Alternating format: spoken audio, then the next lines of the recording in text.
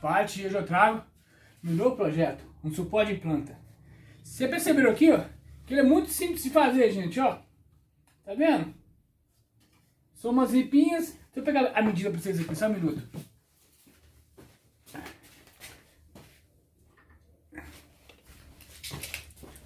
Aqui, ó, são 40, são 10 ripinhas dessa aqui, ó, de 40.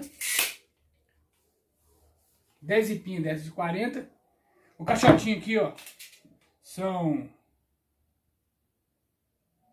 22 centímetros. São 1, 2, 3, 4, 5, 6, 7. São 7 ripinhas de 22 centímetros. Essa aqui, ó,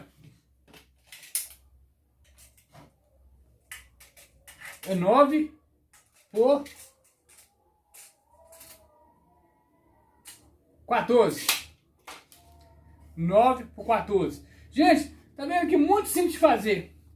O legal desse suporte aqui, ó, é esse aqui, ó. Tá vendo? Fácil de instalar, abrindo um parafuso. Você coloca na parede. O interessante desse suporte é esse aqui, ó. Vamos supor que você compra 3. Você pode pôr um aqui, que fica muito bonito. E pôr o outro aqui, ó. Não sei se você vai botar pra ver, ó. Ou pode pôr um do lado do outro. Também que fica muito bonito também. Então aí fica a sua imaginação. Ou se você tiver mais um também, pode fazer um quadrado. Gente, então, esse é o meu trabalho de hoje então. Se vocês gostaram do meu trabalho, não esqueça de dar aquele like maroto, assinar o canal. Um bom dia, uma boa tarde, boa noite. Fica com Deus!